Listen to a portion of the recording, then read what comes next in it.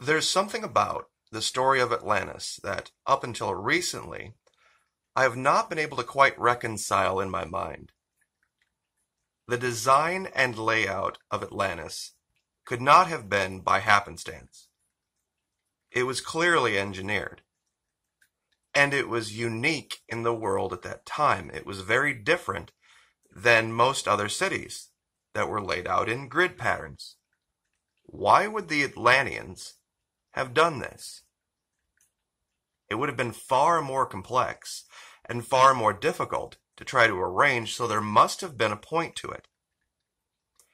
I didn't really understand it until I started playing this game, Assassin's Creed Odyssey. There's an add-on that they have where you visit this city of Atlantis. And the creators have done an amazing job with the detail. So that when you get into the city and you start running around and getting a feel of it, you start to understand something.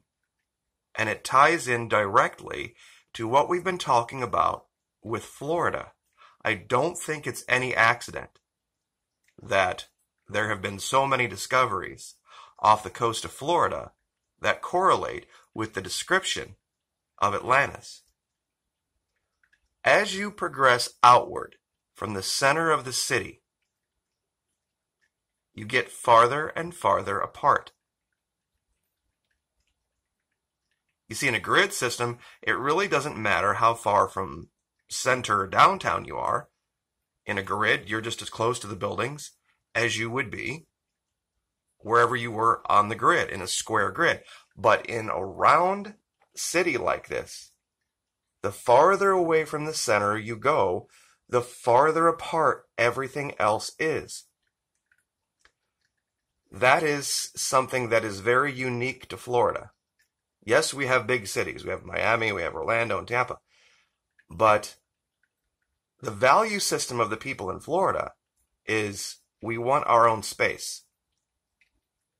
I've said many times, and I'll say it again, the most valuable thing about the little 3-2 house that I have in the suburbs is not the house itself.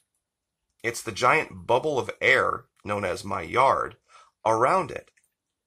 Not having people directly on the other side of a wall is a huge asset in life. And these people clearly valued that. I've tried to bring up this picture. It was the best one I could find. You see, when you visit the center, everything, of course, is kind of closer together, but it goes up. So there's separation here as well. It makes me wonder, it truly makes me wonder if in the ancient world they faced something like we've faced in the last year. And they started redesigning cities to keep people apart, to keep there being a distance so that they didn't all congregate in one area. I know that's kind of a wild theory, but Edgar Cayce, in his readings, talked about the rediscovering of Atlantis. I wonder if it wasn't just the physical that he was talking about. I wonder if he was seeing a different type of logistics, for lack of a better word, a different type of city planning that still allows you to be in one area, but not all on top of each other. Not all so packed in that it becomes an issue, like we've seen in the major cities in the north. I wonder if this is going to be the Florida of the future, looking back to the Florida of the past. Quote-unquote Florida of the past.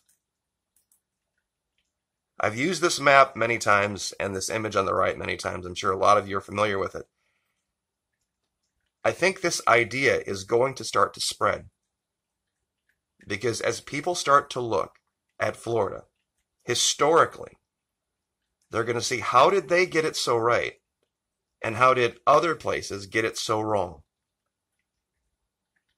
And I think they're going to inevitably come to the conclusion that what is unique to Florida is the suburbs and the value of the distance. There's an old saying that says good fences make good neighbors. No more is that true here. And like I said, yes, we do have people in the cities, but that's been where, of all of the problems we've had in Florida, it's been primarily in those areas. As you get out into the suburbs, as you get out into the areas around, almost none. The reason I use the image on the right here is that it's actually been kind of strange talking about the governor doing this, the governor doing that, the governor doing the other. Because in Florida, government does an amazing job of staying out of your way. Unless you go out of your way to be unbelievably dumb, like some people have, the Florida Man meme, you will not have any issues with government. You won't even be involved most times with what's going on.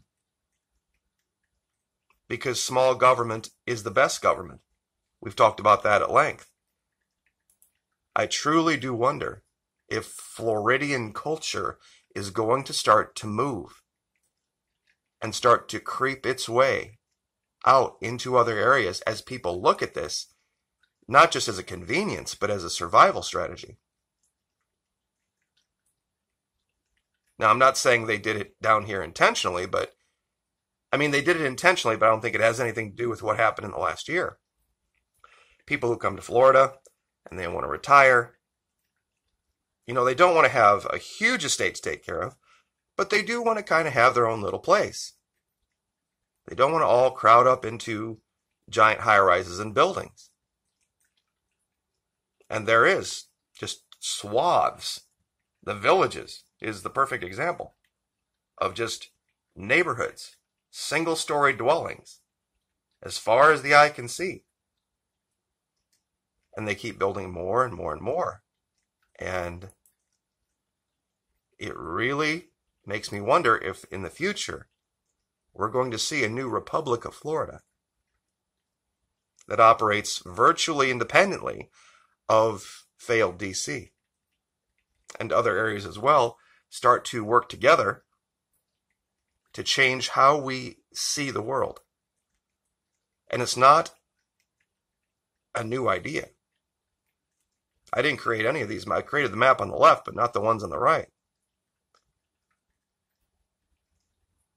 That as this value gets exported, we're going to see a completely different, I guess, quote unquote, for lack of a better word, country going forward, be formed based on Floridian values.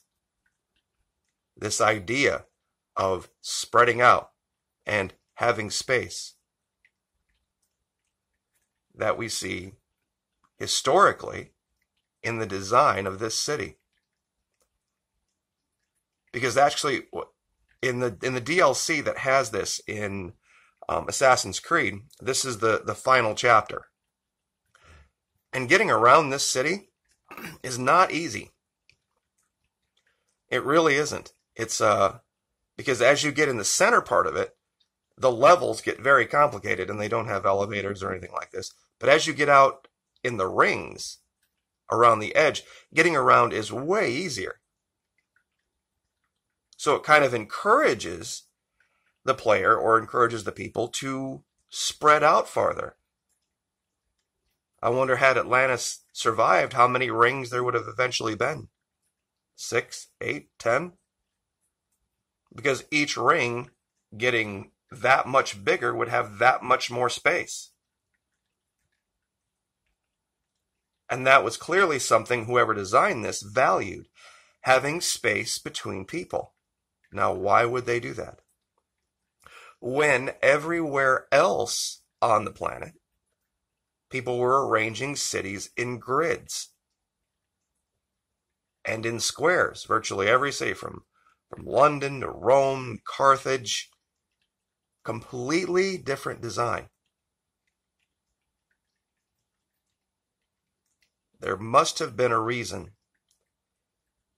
And I really do wonder if, in the ancient world, they perhaps faced something like what we have faced recently. I know this is a crazy theory, but it does explain a lot.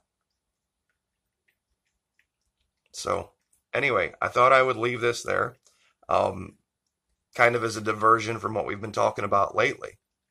It is something to think about, and if you haven't played Assassin's Creed Odyssey, you're missing out. I know not everybody's gamers, but it is a lot of fun. I stream on Twitch every night for 2 hours, and we just restarted the game at the max difficulty level last night, so I'll leave a link if you want to join us. I'm there live playing the game. You can ask me questions about anything you want, but it takes a long time to go through the game, so we're going to be there for at least a month, maybe 2. At the nightmare level, it's incredibly difficult, which is where we're at. So anyway, I hope everyone has a good weekend. God bless. Like, share, subscribe. We'll see you next time.